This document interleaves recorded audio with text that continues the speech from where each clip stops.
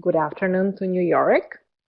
This is a bit more experimental setup today. Welcome to everybody.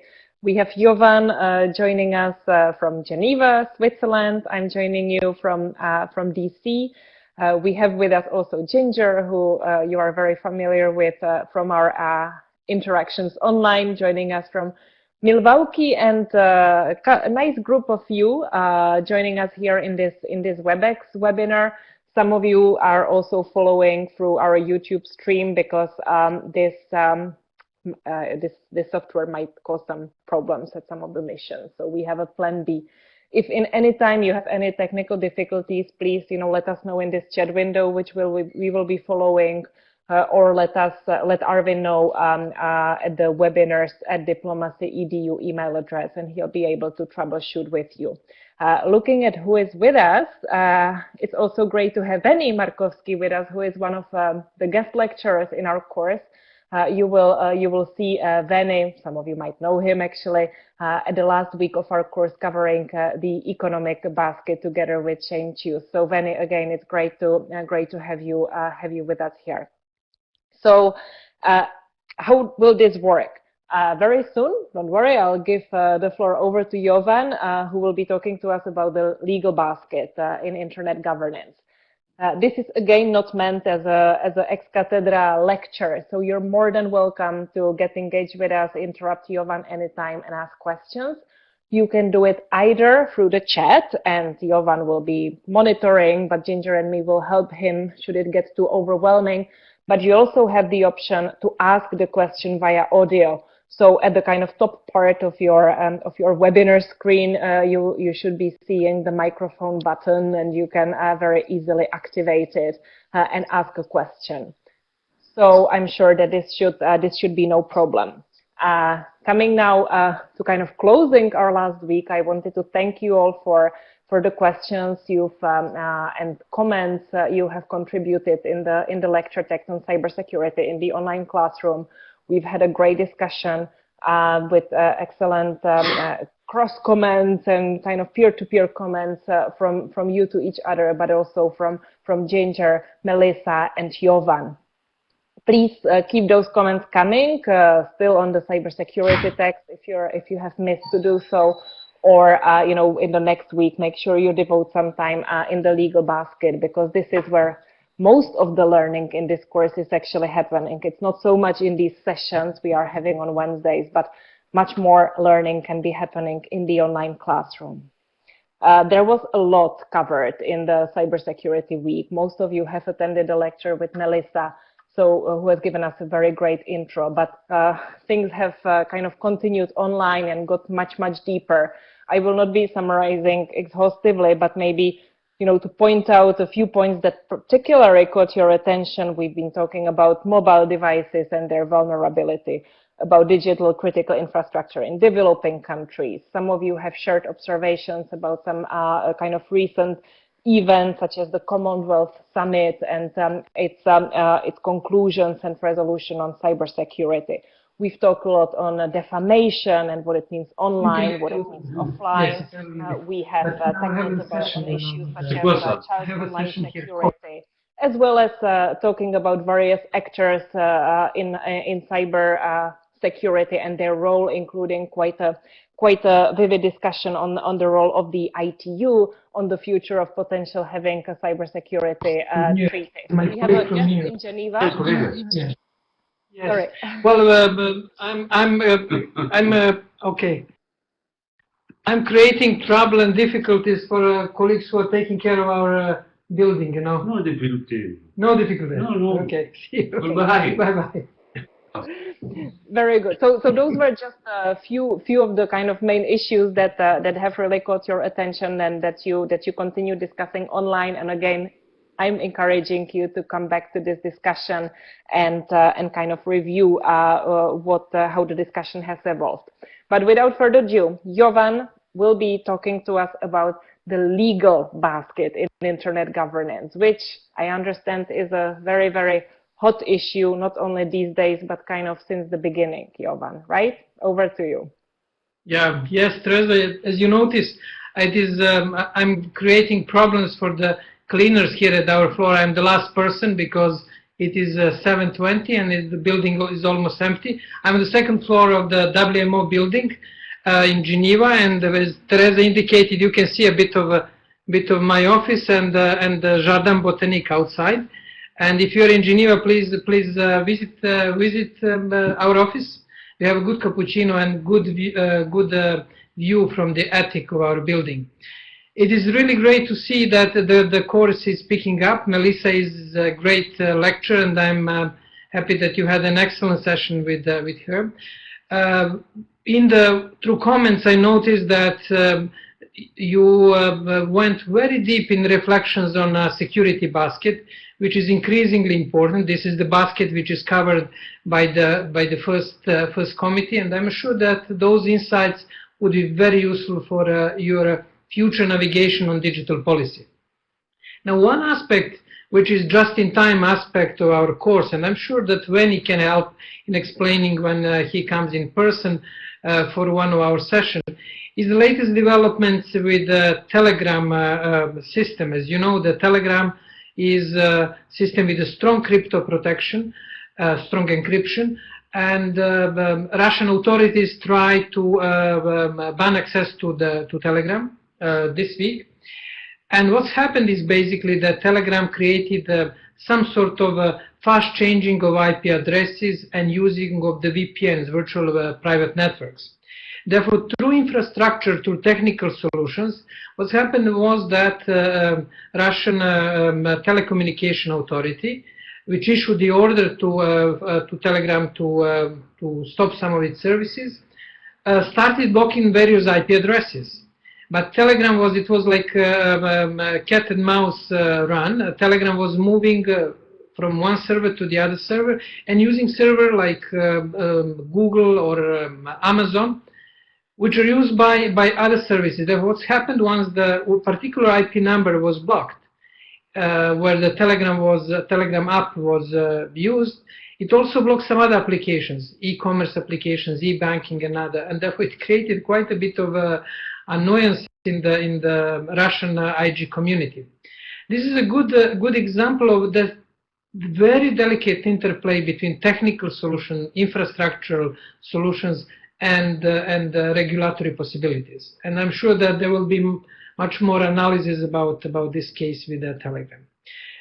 But this is just the prelude for our discussion on legal basket. And legal issues are behind many internet governance issues and digital policy. We already saw that there are dilemmas around the digital convention or cyber convention when we discuss cyber issues. One of the possibilities for the future development is to have the digital Geneva Convention or cyber convention. It is a very controversial issue with the different views. But legal issues are, in a way, horizontal issues. They are just one floor in our building on internet governance. And legal issues affect human rights, e-commerce, development, socioculture, and infrastructural aspects. For example, ICANN, and I'm sure that Veni will reflect more on it, as a major challenge to deal with the GDPR, General Data Protection Regulation, which is coming into force on 25th of May. Therefore, what we are going to do today, we will go through the legal aspect of the aspects of digital policy. We'll start with some general reflection and go later on deeper into specific legal issues. Now, this is one, as you can see, very, very old cartoon, but it is very sort of a good explanation of challenges which are faced. In this case, you can see Bill Gates when he was a bit younger, trying to read the law, and he was a very good lawyer. His mother, as a matter of fact, was an excellent lawyer, and apparently some biographers indicate that he managed to succeed with Microsoft to some extent by having excellent legal advices by his mother, especially in the initial legal cases with IBM. And on the other side, you have a lawyer who reads Windows 98. You see, this is very, very old Windows software. But this challenge of making a bridge between legal community and technical community is huge. And you can see it also in the policy field. We saw it during the hearing in the Congress with the Zuckerberg and the congressmen and the senators. Therefore, this challenge is major, and it will remain in the future. Now, one reflection which is extremely important is that Internet is not different from previous developments in the technological and societal history, and we have our far predecessors trying to light the fire, and he had more or less the similar motivation as we have now to live happy life, to succeed, to have a family. And it is always important at the times when we think that we live in extremely unique time to have this reality check and to anchor our dilemmas in the longer spans of the historical developments. In this context, I advise you to visit, to see the door of the US Supreme Court, and this door has the panels, 8 panels, outlining the legal history of humanity. And this is an interesting story which can show the attempt of the human society to organize and to arrange, to regulate social dynamics and to avoid anarchy. Therefore, that wider look, historical look, is important in understanding the current phase of the Internet, where some argued, especially in the early days of the Internet, that we don't need the rules. Rules always existed, even if they are not codified in law or international conventions. Okay. What is important to keep in mind is that law is always slower than technology, and it tries to follow the technological developments, to see how to regulate them, hopefully not to block the innovative and technological dynamism. This is the main challenge: how to make this balance between need for regulation of the Internet, like any sort of a human activity, while leaving this space open for innovation. Now, US government has managed to the large extent to create this interesting balance of being close enough to create a regulatory space for the Internet developments, especially in the early days of the Internet, and to be far enough not to intervene with the concrete digital developments.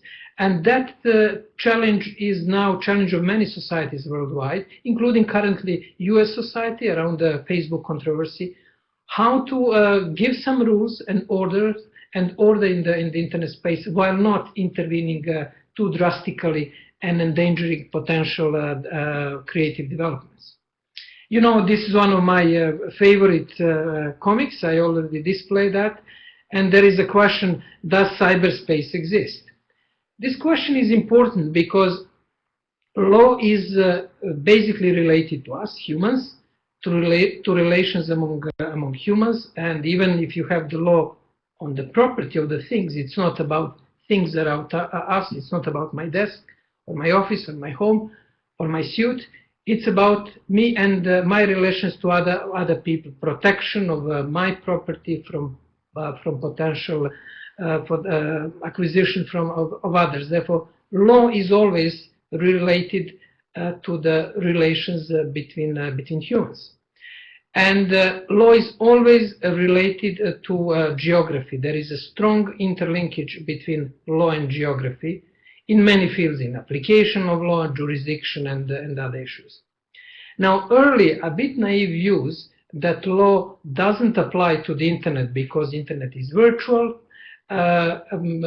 created some damage to the Internet developments, and that early view is now corrected, and we now know that we are deeply anchored in geography, probably more than in pre-Internet era, with geolocation software with different tools, and we are now that precondition for the application of law exists.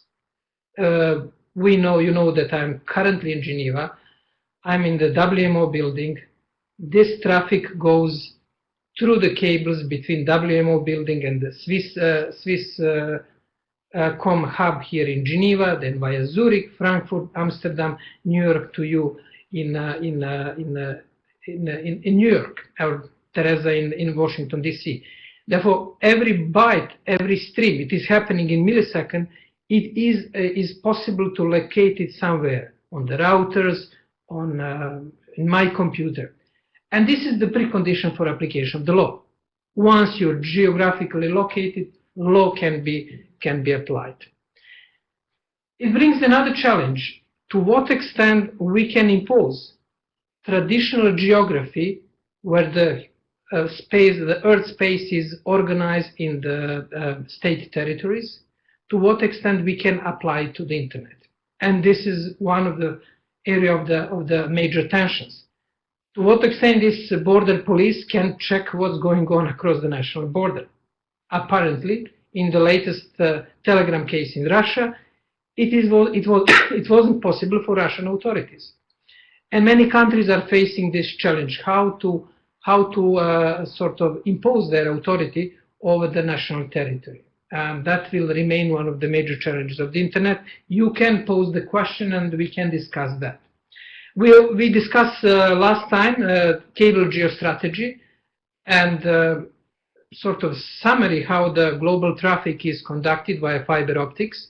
And ultimately, you have the limited number of cables, approximately 24 major hubs, including Singapore, Hong Kong, New York, San Francisco, Amsterdam, Frankfurt, and other places where most of the traffic through the fiber optics is basically converging. And I will suggest you a few books. One book which is excellent, which explains very well this sort of traffic, is book Tubes, Behind the Scenes at the Internet, Andrew Bloom. He basically explains and literally describes places where the internet traffic is happening. That's about geography. Therefore, the first thing, we are deeply anchored in geography, and international law or national law can apply once our physical location can be identified. Therefore, the story that internet makes obsolete traditional law is not cannot be sustained with the reasonable arguments. And it was one of the early views about the internet developments. What are the legal instruments? We'll see a few of them. One is obviously national legislation.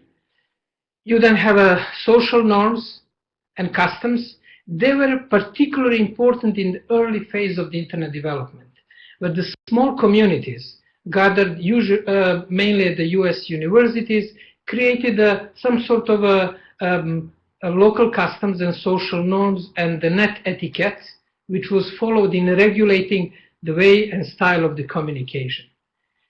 And to some extent, they tried to extend this way of regulating internet to broader community. And it also failed, because the more the internet was growing, from 500 million up to now 2 or 3 billion, depending if you include mobile users, it's simply not possible anymore just to organize the regulation of the internet via social norms and customs. Self-regulation has been also important way of regulating the internet, especially for the private sector. And it was one of the underlying questions for Mark Zuckerberg during this hearing. Basically, the question is, can you self-regulate Facebook, or we'll need to regulate you? Now, self-regulation was popular 5 or 6 years ago. It is less and less popular today, especially after the latest development. It started falling in the popularity in legal circles after the financial crisis in 2008, but it lost its momentum, and now it is at least it is not advocated that it should be exclusively used, but more and more there are views that companies should self-regulate them, but we need also some sort of safeguard mechanism by public authorities in national legislation in order to act when there is a problem with self-regulation. Jurisprudence is extremely important way of regulating the internet. I always argue that one of the most impactful regulator of the internet today is European Court of Justice. European Court of Justice adopted a few court cases on right to be forgotten, Uber, privacy, which basically fill the gap in the global internet governance and de facto regulated some aspects of the digital life. Is it now an optimal solution? I don't think that it is an optimal solution, because I'm a lawyer by training, but the lawyers and judges have a specific way of framing the problems, and sometimes they don't take into consideration technical aspects and innovative possibilities. But the message is relatively simple. If there are no rules and no mechanism where the citizens and the institutions can find the legal redress, they will be going to the courts, national, regional, and international courts. And those courts will have to rule.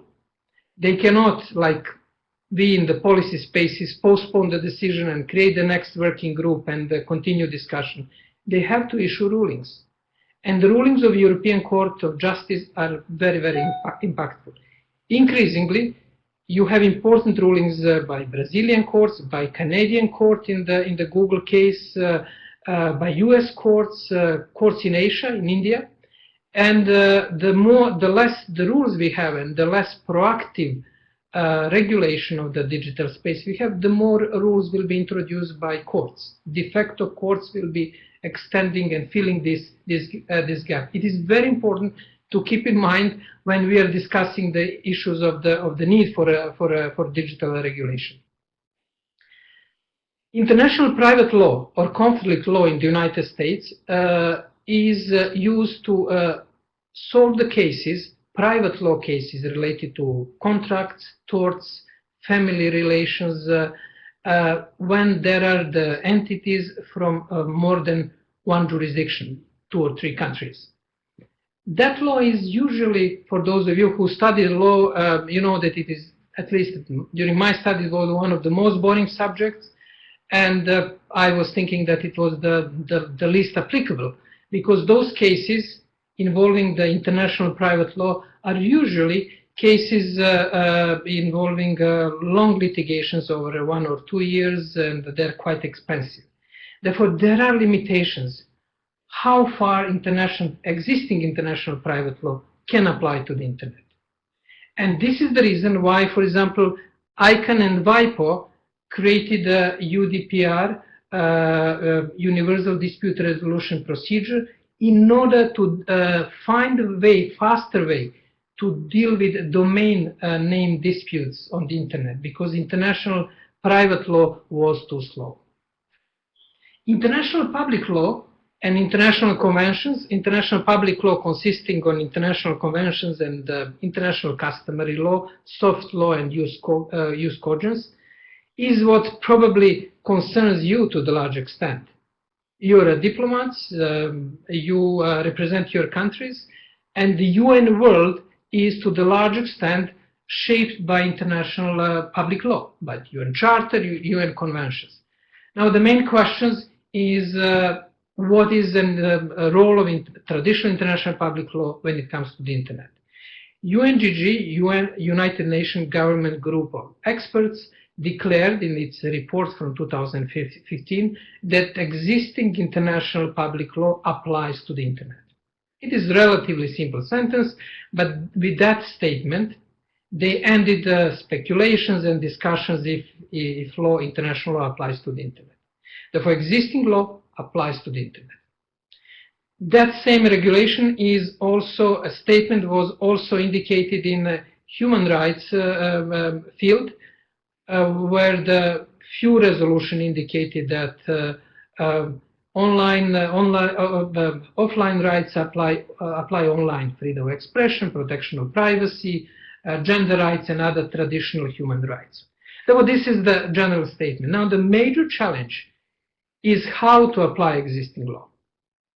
While the UNGG in 2015 made this statement, the problem started when the next UNGG, which failed, started discussing the ways and means how to apply existing conventions. And it is going to be, most likely, major challenge for all of us involved in this field. How we apply security convention in the field of security, how we apply convention in the field of health, trade, and other areas. International customary law is of limited application in the internet field because, as you know, customary rules consist of opinion juris, the idea that you are bound by behavior, and constant behavior practice exercised by states or their representatives. And that takes time to build. There are some who argue that we have today so-called instant customary law, which can be developed very fast. I, for example, argued that the US policy in ICANN of observing right of national authorities over their country level domains .ch, .uk, .cn was in a way a recognition of the custom that countries have some sort of ultimate say over their country level domains.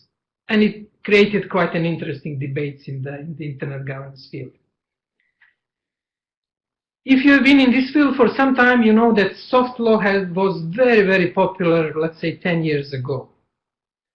It is today less and less mentioned, and it is in a way pity, because soft law has some potentials to deal with new issues, frontier issues, issues which are not yet clearly crystallized, and possibly soft law can evolve in the customary law. Today, in international legal circles, soft law is less and less mentioned.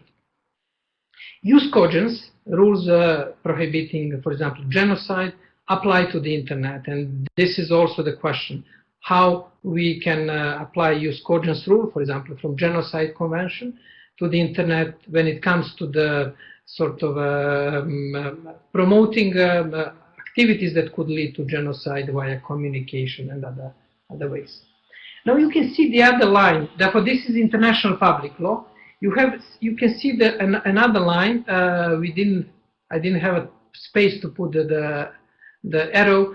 It is running through code, and this is what the concept, which was introduced by Lessing in the U.S. lawyer, who argued basically that the way how applications are created is also the way how our internet behavior is basically guided and ultimately regulated. And this is extremely, extremely tricky development with the potential major impacts, especially with artificial intelligence.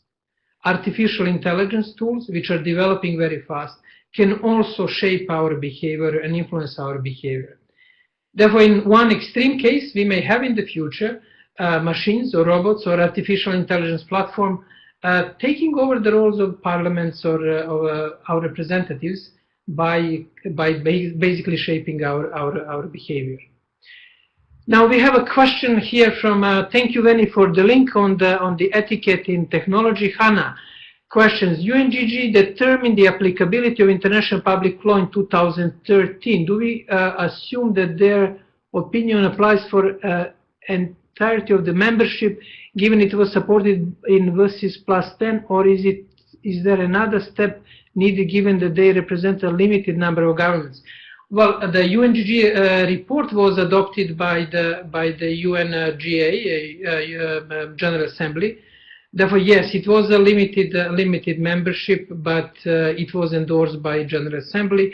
And I would say that if we have a customary law, the question of international legal principles that are used, this is also one of the principles which hasn't been disputed so far. Even countries which were uneasy with some application of existing international law during the last UNGG, they didn't question this principle that existing international law applies to the internet. Therefore, this is the summary of the legal instruments. Legislation, social norms, self-regulation, jurisprudence, international private law, and then in international public law, international conventions, customary law, soft law, use cogents, and running through code as way of regulating cyberspace. Now, Let's see my suggestion to explore these different tools is to go to the digital watch/instruments, where you can find basically summary of all international legal instruments that was conducted by our team, organized. If you can see, my eyesight is not particularly good, but organized horizontally, vertically, according to the baskets that we used: infrastructure, security, human rights, legal, economic, development, and socioculture. And then on normative scale, you have from 1 to 7, from publication and studies, which do not have any importance, legal importance, through manuals, standards, which are a bit stronger when it comes to the legal importance, guidance and principles, resolution and declaration, core decisions, which are legally binding, and then treaties. And as you can see now, density, where you have a high density, for example, when it comes to standards, in infrastructure basket, there are quite a few standards. When you click on any of these dots, you can see the instrument. And I think that this survey is regularly updated, and it's also good graphical representation about these dynamics when it comes to different type of regulations, from very, very mild one, which is publications which basically shape the discourse, to treaties and conventions which are the legally binding. Thank you, Teresa. There are a few legal issues that I will mention here. It's on the jurisdiction, liability, dispute resolution, and intellectual property rights. All of these legal issues apply on the different layers of this internet governance model, from telecommunication infrastructure, where we have the International Telecommunication Regulation, Melbourne 1988, and Dubai 2012. Therefore, on the basic structure, we have a bit of two rules, as we discussed during the course. They are not that different, and they don't interfere with major functionality of the internet. Then on the second layer, we have TCP/IP DNS, mainly regulated by standards, open standards introduced by IETF and other bodies. And then on the top, we have content and applications. One important aspect of the regulation is the question how to regulate platform economy.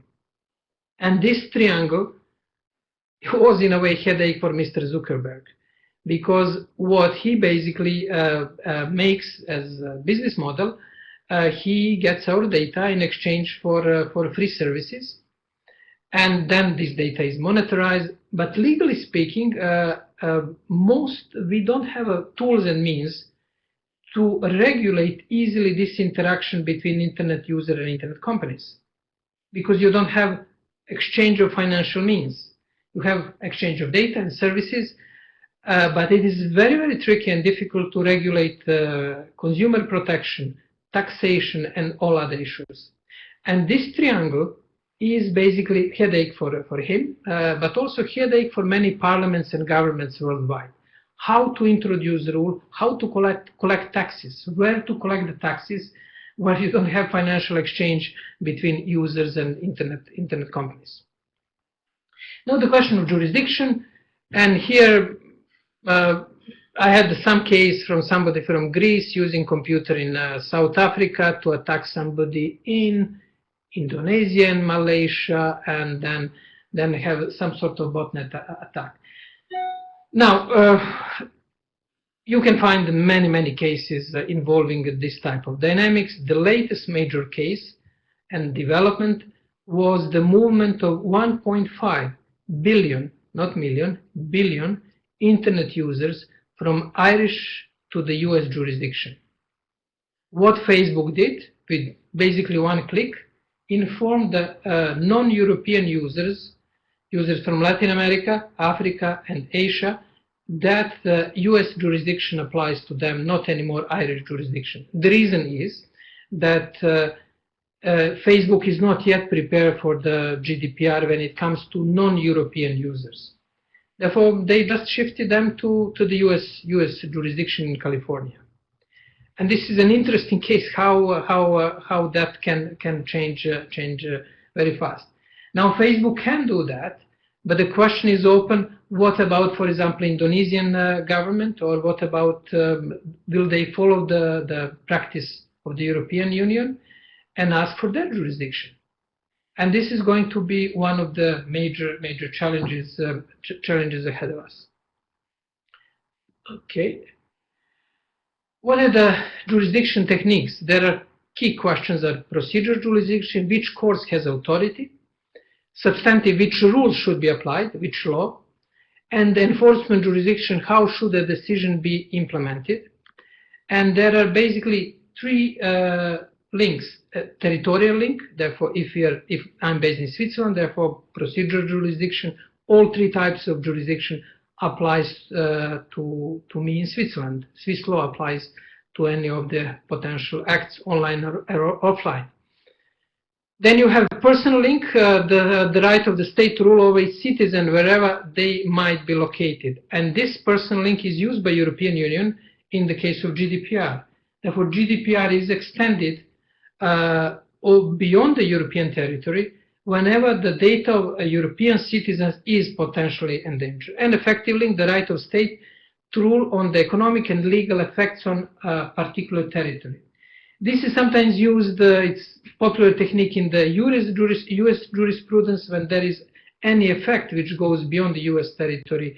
US courts tend to extend their jurisdiction. They're trying to use it in Microsoft case. When they requested from the Microsoft to submit data from the Microsoft server in Dublin, in Ireland, Microsoft company, which is registered in Ireland, they requested data in some of the criminal investigation based on more or less effects link.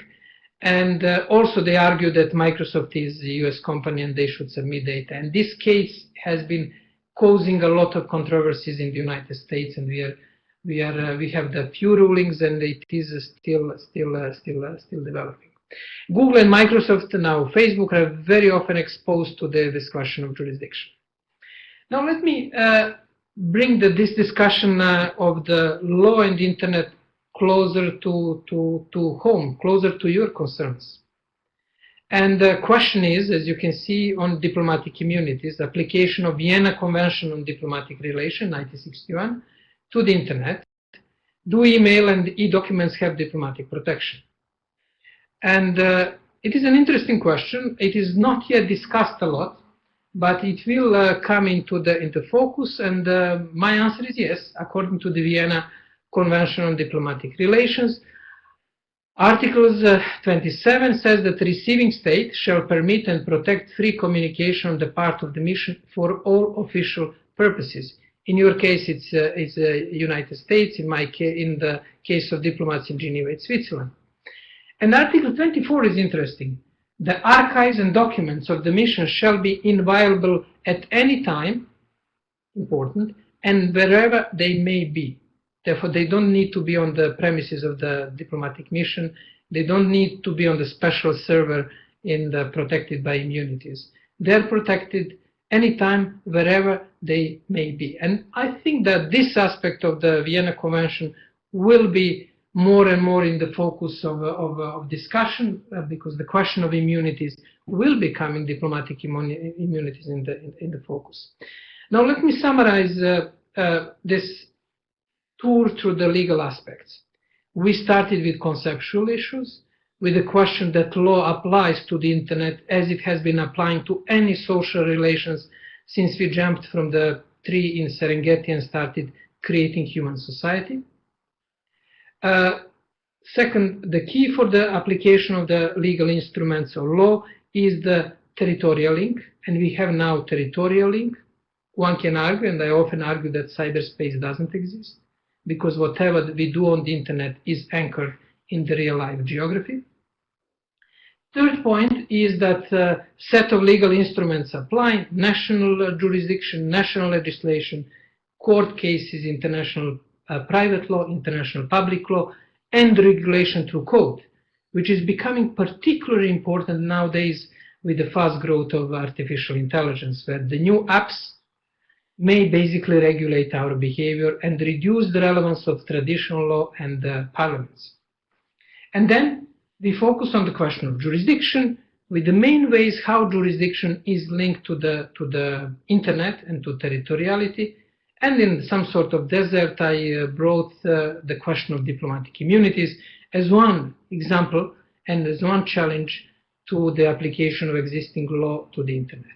This is more or less all for this survey. You have all of those aspects discussed in more details in the course materials. And I invite you to make more comments and links and annotations, because it can help you to dive deeper into digital issues. Legal issues will be appearing in your work, whether you are dealing with first committee on cybersecurity, second committee economic issues, third, fourth, and other committees. It is going to be present in the discussions, and there are not that many clear answers. We are still asking the questions, and there will be a need for a lot of creativity, innovations, and proactiveness. And you are at the right time, at the right place, and the right time in history for participating in this creative development on internet and international law. The floor is open for comments. Nobody gave up on my presentation? No. No. We still have a nice group here and others following us via the YouTube stream. Please feel free to ask your question via audio as well by activating it in the upper bar in the app. Therefore, either audio or text chat. Please go ahead. No questions. Everything is clear. Okay, I can see Ahmed is typing, so let us wait for Ahmed. No stress.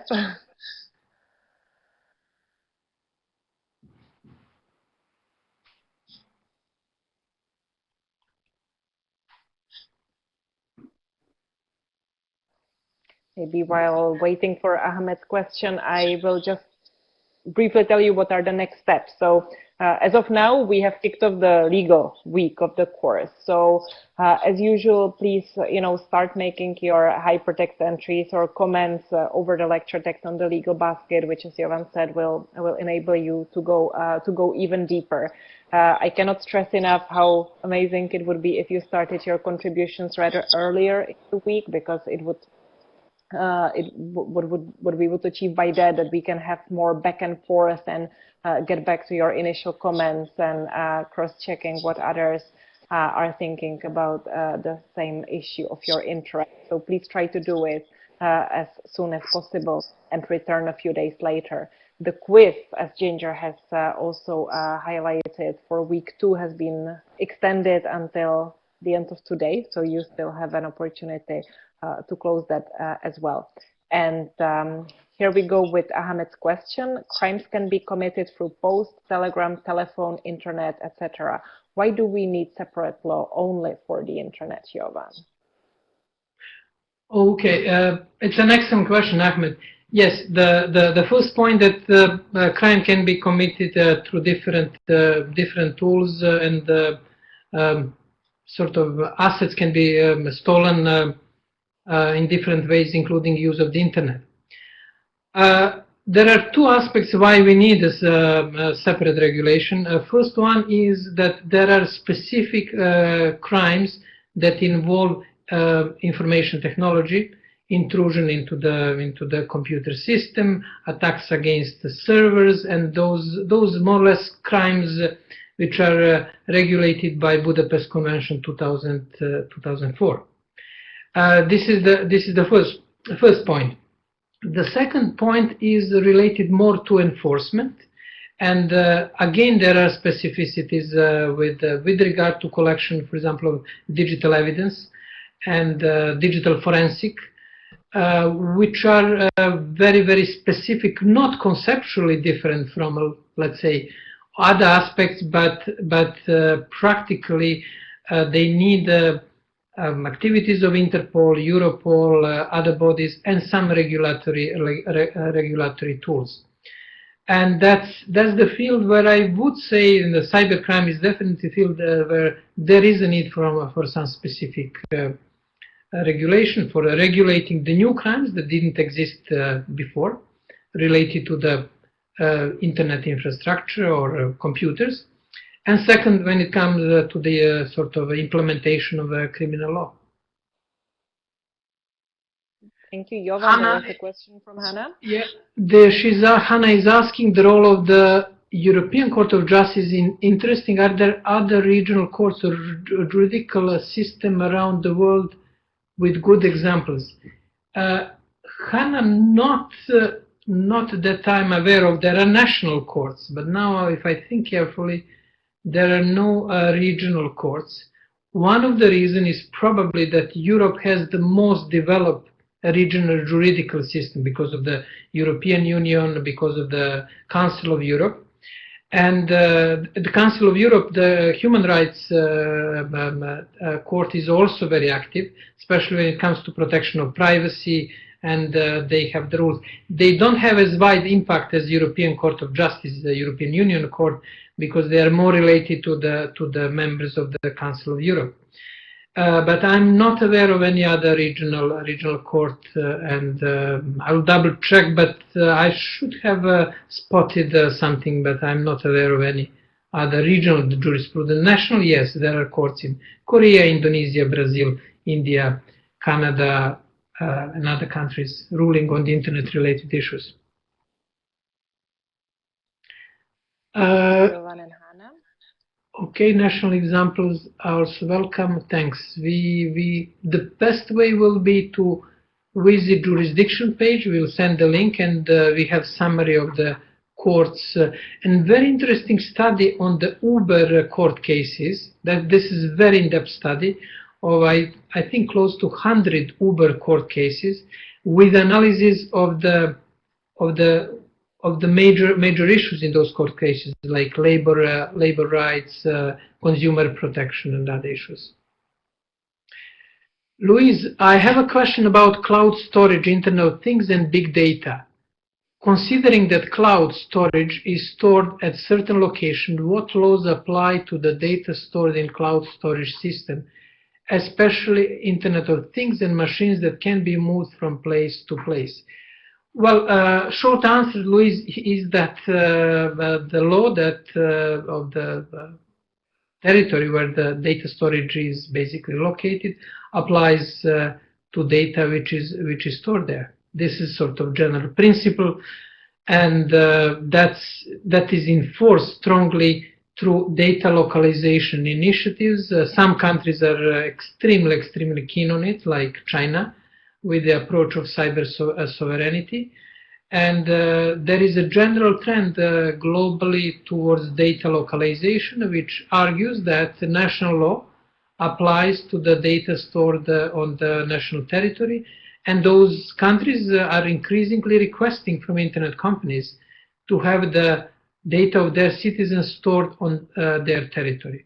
European Union is extending this coverage beyond the territory, and they basically argue that European citizen data is protected according to GDPR wherever it is located. Whether it's located on server in the US or China or Brazil, it is protected according to the GDPR.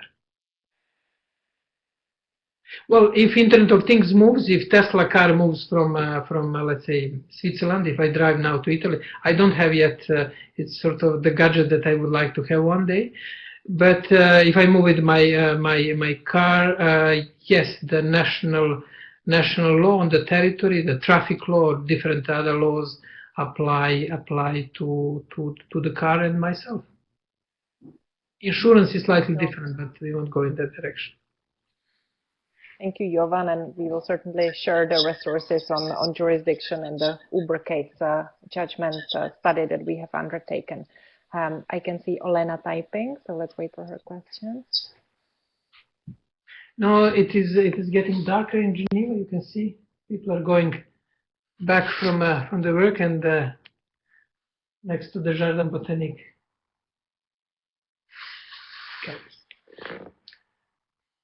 Okay. Wait a few seconds for Olena.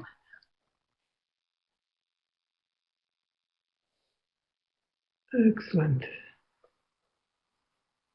In the meantime, we will be seeing each other again next Wednesday, regular place, regular time.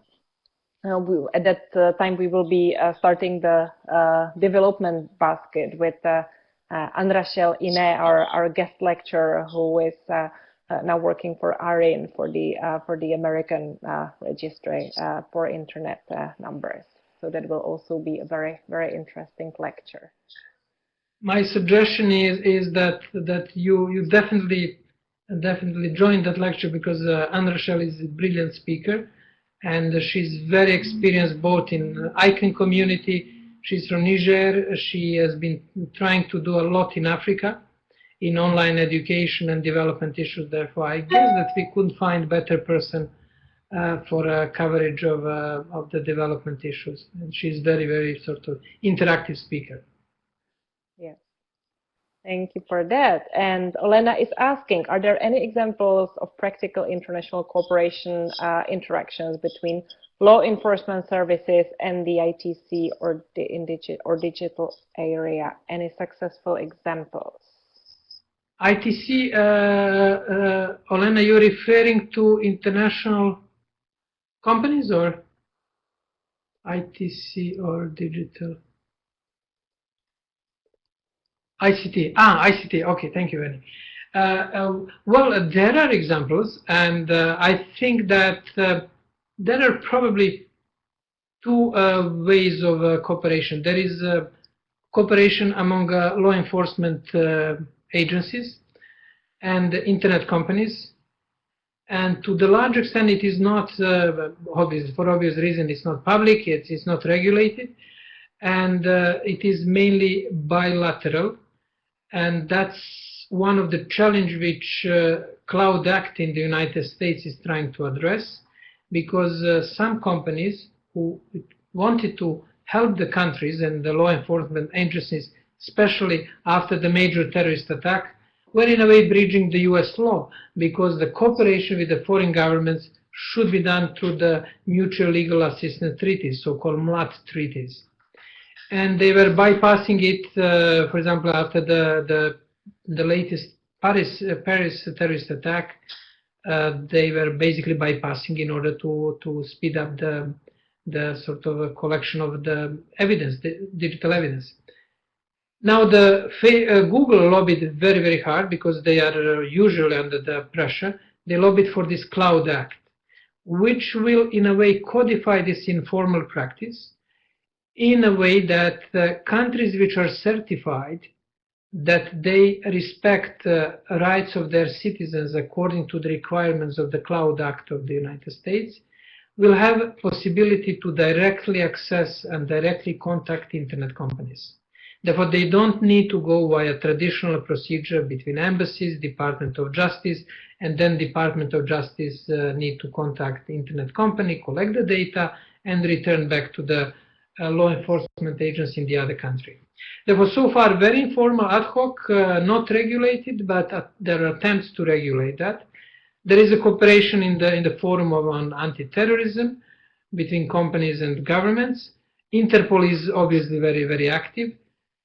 Council of Europe with the Cybercrime Convention is also active in sharing information, but I would say not on the operational level when it comes to law enforcement agencies.